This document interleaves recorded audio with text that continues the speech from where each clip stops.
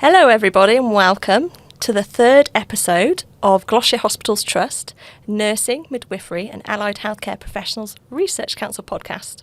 During this podcast we invite our colleagues to come along, talk to us about the research they're doing, their involvement in research, maybe their job roles, and just to give them a platform and to talk about what they've been doing. And your hosts are myself, Sophie Finch-Turner. I'm one of the Infection Prevention Control nurses. And Claire O'Connor, one of the librarians in the Trust. And today we are joined by Susan. Please introduce yourself. Hi, so my name's Susan Hughes and I'm a consultant midwife at Gloucestershire Hospitals Trust, and I've been in post for just coming up to 2.5 years now. Fantastic. So, first of all, tell us about the role of a consultant midwife. Okay, so the role of a consultant midwife, it does sort of vary from trust to trust in how they view the role and what is needed from that particular maternity service. But essentially, it's a consultancy role that works under the framework of 4, and they've just added a 5th pillar. And those pillars include research, education, clinical expert, and also the 5th element that they've added is strategic lead. And at Gloucestershire Hospitals Trust, it was decided that the consultant midwife role would work across 2 organisations, so stretching on that kind of education element. So I spend 2 days at Worcester University, which is fabulous, in the role of what you would imagine to be a lecturer, teaching, marking, and supporting the next generation of future midwives. And then the 3 days a week at Gloucester Royal Hospital and covering the midwife-led services mainly. So Gloucestershire Hospitals Trust is my main employer, but I'm fortunate that I've got that kind of joint position with University of Worcester also. Fabulous. Wow, fantastic. So what, you talked about one of the 4 pillars being research. What kind of research projects have you been able to get involved with in the Trust? So, very excitingly, we are about to embark on the generation study, which is a genomics study. So specifically looking at DNA and attempting to identify genetic abnormalities, so screening conditions.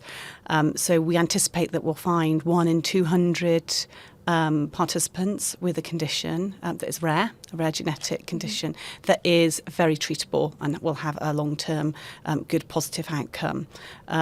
So this is really exciting because a lot of maternity services are part of this study.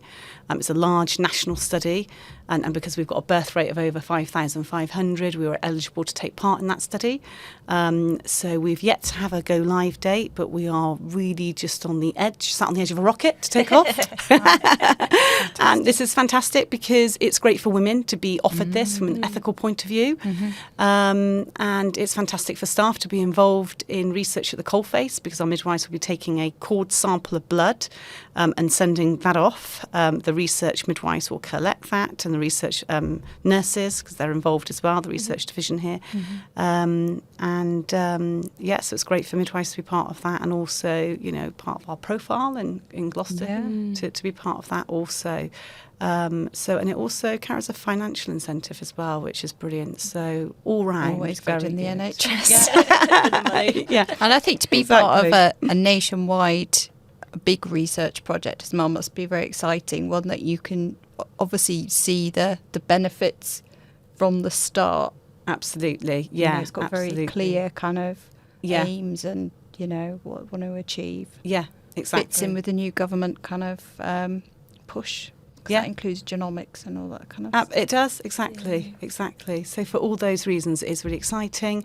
The staff are very excited to be involved in it, and also we're able to recruit a research midwife, which will be amazing. Wow. So have we had one of those before in the Trust? Not that I'm aware of, no. Brilliant. This is the first time, so it's really, absolutely, it's they'll really, have to it's come going to be on really to impactful. podcast, Yeah. That'll be next on your list. Yeah. Know more about the study. So how long does the study last for?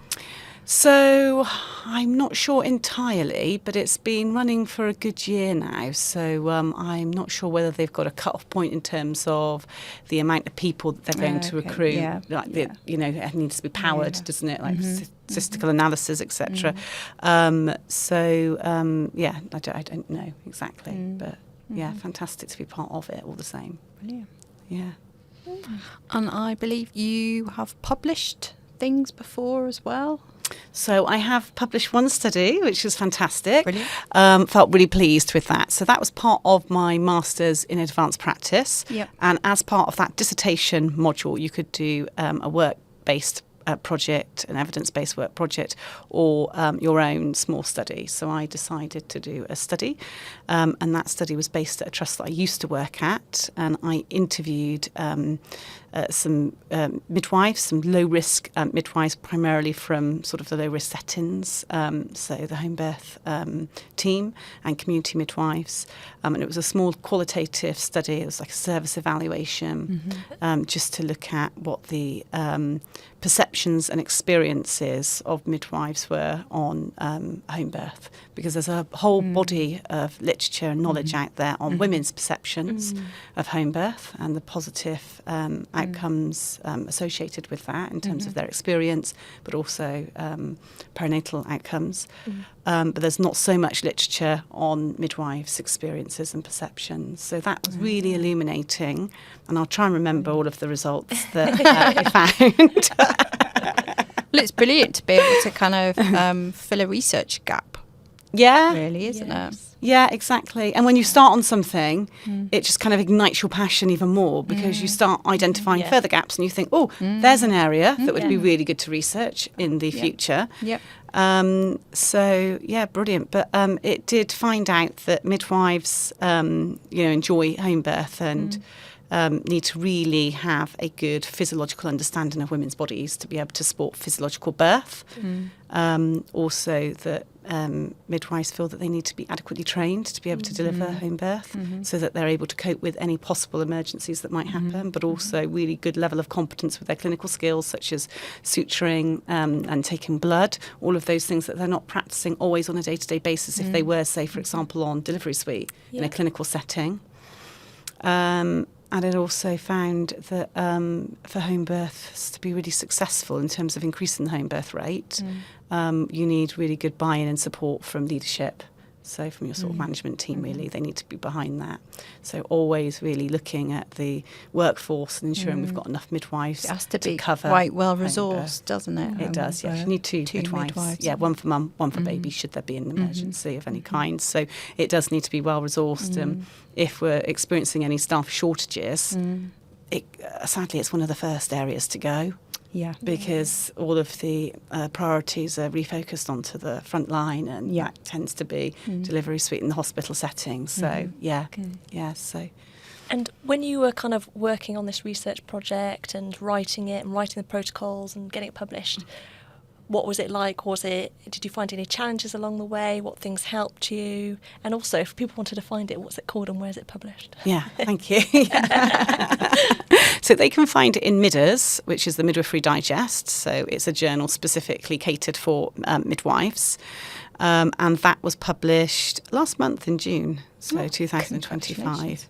And if you go to my Twitter handle or LinkedIn, it probably is in there. And my Twitter handle is @SusieSue61. So I think I'm quite easy to find. But challenges, there were a lot actually. So it's really, I think it's quite, it is challenging for student midwives, I think, and midwives generally, to get work published because, or to actually embark on research, because it's kind of like, where do I start? And unless you've got that kind of accessibility, it's really hard, isn't it? Particularly today with all the challenges of actually the practicalities of doing the job and the night shifts, and then it's the funding issue, isn't it? So, actually to to undertake research, you need time. And if Yeah. you're not being paid for that time, and then you need to get the ethical approval. So you need the approval from the organisation. And then if you're studying at university, you need ethical approval there also. So that can really hold things up. And we know that for randomised controlled trials, ethics, you absolutely need ethics for all research that you undertake. But that research process can be a long, long time. Yeah. So I had to keep pushing back my submission date and putting in, sort of those adjustments and asking for approval because of that, because I wasn't getting the ethics tied up as quickly as I wanted to. So I was waiting on one organisation, then waiting on another, and there's a lot of documentation you have to fill in. Double the bureaucracy. Yeah, which is necessary, isn't it? Yeah. It's great, Yeah. but it's just another sort of barrier, really. Yeah. If you've never done it before, you kind of need support with that from R&I and from your supervisor. So that was one of the challenges. And then you always think, because you're deeply interested and have a passion for that subject, that everybody else will. And that everyone will come flocking and answer your email and say, yes, please interview me. And I think probably because I've always been really interested in research, it's been something that, I've always felt really important in terms of like the evidence base. I've always volunteered to be a participant in any kind of research. And, when you ask me to do this, it's like, yeah, of course I will, But not everybody has the same passions like that, do they? Or they focus in a different area. Yeah. So it's actually getting people recruited to the study, which is hard. So it was purposive sampling. So I sort of defined what that... what the inclusion criteria would be and the exclusion criteria. A midwife needing a minimum of 2 years being qualified, having undertaken some home births, at least one in the community. So that kind of narrows your field straight away, doesn't it, in terms of exposure to home birth. How many participants did you have then? So I think it was 6 midwives in the end. Yeah. So overall, how long did it take in the end from start to finish?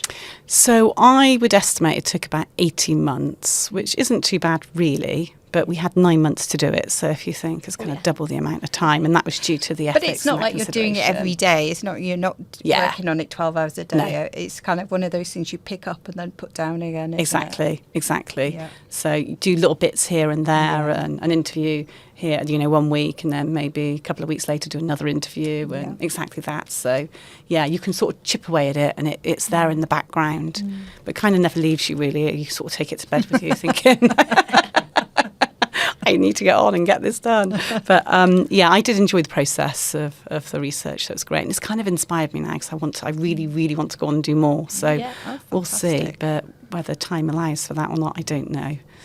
Yeah. So why do you think research is so important in midwifery? Oh, I think is especially important, and now more so than ever, because obviously it's part of our NMC code that we are evidence-based practitioners. So, and that informs all our guidance, but unfortunately it can be a bit political because certain studies are regarded more highly than others, and so they make it into the national guidance, which can really affect women's choices. Okay. By that, do you mean like, an RCT compared to maybe something that's qualitative, with the hierarchy and things Yeah, like this? absolutely, within the hierarchy of research. So those RCTs carry more weight, sort of politically and financially. And so, absolutely financially. Whereas yeah. actually someone's true life stories about their experiences has so much valuable information. Right? Completely. And that's the sort of qualitative aspect that those RCTs, those quantitative research studies don't, they miss out on, don't they? Because actually we can find an amazing drug or something that, helps with, blood loss or hyperemesis, sickness and pregnancy. But actually the experience of that for women, the side effects, and, actually might make that not a great option. So we really do need, when we're looking at studies and looking at our population of women and birthing people, to consider, what is that experience for them? And, we've always got that, haven't we? Because, women being pregnant, they're going to be really careful about, say, for example, drugs that they take, because they're thinking of... You can probably take more than you think, but you don't know because we don't have the evidence, can't do it, because it's not ethical. Because everything just says, no, you can't have exactly. it. So so it's a no often, isn't it? And some GPs are not sure often of what to prescribe when they can be prescribing things safely. So, and that impacts on people's choices of, like, even something drastic like continuing on with the pregnancy because they're feeling sick and hyperemesis, and they can't live like that because it impacts their quality of life. So, you've got to think of the knock-on effects and the ripple effect that has from sort of choices really in individual. So do you think then that there are a lot of research gaps in midwifery, or is it kind of, do you think midwives in general are not keen on kind of doing research, or due to time, or? Well, I think it's a combination of things. And whilst we really promote it at the university level, realistically, how many midwives are really and nurses supported to undertake research? Unless they go into a purely academic setting, there's very little roles for those like fellowships, those clinical fellowships that are really embedded within our colleagues that are from the medical sector. So they're almost expected to publish. There's an expectation. They're expected to undertake audits, during their trainee years. And there's not that element for nurses, not the same level of interest for nurses and midwives, which is a great shame, because what it means is you sort of feel like the underdog really in terms of the body of research. In terms of sort of role models, there's some fabulous international researchers in the field of midwifery. There's a conference that I attend yearly because there are so many inspirational speakers. And I'd recommend any midwives to attend that really, because it really keeps you quite buoyant and you think, actually, this is possible. People are making their mark. And I think that's a really good point, actually. I think conferences are probably underrated in terms of kind of how impactful and useful they are in terms of meeting people and sharing kind of research. Feeling inspired, absolutely, bringing stuff back to you, telling people about what's been going on, what you've seen. Absolutely. It's a fantastic opportunity to network and sort of develop relationships with other researchers or midwives from different countries, make those links. And you can see now from like Australia to the UK to the, Scandinavian countries, those researchers link up and produce, research together. So it's really fantastic to see. So. I mean, there often are kind of bursaries and stuff available for different conferences, aren't there? If people kind of look for them, don't be put off by the expense of them. Absolutely. So the CPD funds, so the CPD pot, I think you can get up to something like, correct me if I'm wrong, like £300 or something per individual. Sounds about right. I wouldn't know, but look on the internet. Yeah. Yeah, absolutely. And so if, maybe a junior or senior midwife comes to you, they're interested in research, how do you think they should get involved? Okay, so... Well, they've got an idea, maybe. Yeah, so I think, obviously see if there's a consultant midwife at that trust, because that's somebody that you really need to link with and start having those conversations. Say, I've got an idea. Yeah. And then it is about looking to see, I would even just start with something like an audit, because it's kind of, it's not research, is it? It's audit, but it comes under that umbrella of that kind of governance. Yes. And looking at what sort of national, because we do national audits, don't we? But we also do sort of our local audits. So what are local audits? What do we need in our maternity department that they can get involved in? Or if they've seen a gap in practice, because actually it's the people at the forefront delivering the service that will notice the gaps because they're delivering the care. Yeah. And so they might see something that they take an interest in, and they could do an audit on there. So anything really. And then that, I think one thing leads to another, because that sort of sparks an interest then. Yeah. And then, I always think linking with your librarians as well, because they're absolutely amazing at doing the literature searches, the search strategy, because that is kind of half the battle, seeing what's out there, refining your search for the last 10 years to make sure it's up to date. Yeah. And then, reviewing what's there, categorising it into what qualitative research you found on that subject area, and quantitative. And then once you've come up with your question, because there's always a question, isn't there, to be asked, you need that support. So it's about then, you do need that probably funding, you need that ethics approval. Yeah. So putting that across in a proposal. And if you've not done any recent study, or you're on sort of some pathway, whether that's a BSc or an MSc, you can link that in with your dissertation, which would be great. Yeah. Or do some kind of small case study, or some reflection, and get that published in a journal that will take that, because there's different journals, aren't there? Sort of Nature is really like a high profile with a high impact factor, and there are lower journals down the spectrum that are really important that are read by service users, student midwives. Yeah. You know, they've got more So people like British accessing Journal of them. Midwifery. Yeah. is a good example Yeah, of that. exactly. They publish all Absolutely. sorts of articles. Or practicing from little midwife. kind of- Yeah. Yeah, practicing midwife midders. You know, you've got to start somewhere. absolutely. And they encourage students, they encourage newly qualified midwives to write. And then it's developing that confidence then. It's taking that Yeah. next step, isn't it? But Yeah. it's definitely exploring your options. And I think they're really useful to look on the Royal College of Midwives website just to see if there are any funding opportunities. They offer small grants to be able to be involved with making service improvements. And, you know, what organisation wouldn't support that? It's very good for the organisation. Yeah. So, yeah, it's about accessing as much as, you know, you need to go out and access what you can really to and get that support. Yeah. Anything you'd like to No, add? I just think maybe we need to like really promote research in both nursing and midwifery really and try and open up those opportunities for people because I don't think we're good at, you know, identifying talent. And I think we need to get better at that and bringing people Maybe on. it could be more of an appraisal objective for more people to, you know, do an Absolutely. audit, publish something. Yeah. Everybody, we all have to have appraisals, don't we? Exactly. Exactly. Or, you know, Yeah. CPD objective. CPD objectives, yeah, absolutely. Completely. And I'm Something for revalidation. Yeah. yeah. There's ways. Absolutely, though. There's ways of doing it, I suppose, aren't there? Yeah, and I guess it comes down to that support from Yeah. your leader, from Yes. Yep. your line manager, Yeah. because you need that, don't you, really, to Yeah. yeah, Yeah. to get on and have that. And I think Yeah. you're right. I think when you were saying before about time, I think nurses, midwives, allied health professionals don't necessarily get the protected time for these No, additional activities, and it's so important. definitely. Yeah, 'cause you can't be expected to do it all in your own time. No. No, and often kind of seen as an addition to your role as well. Yeah. Yeah, even though obviously the 4 pillars are central to so many roles, but I think the research Yeah. one in particular is the one that doesn't get.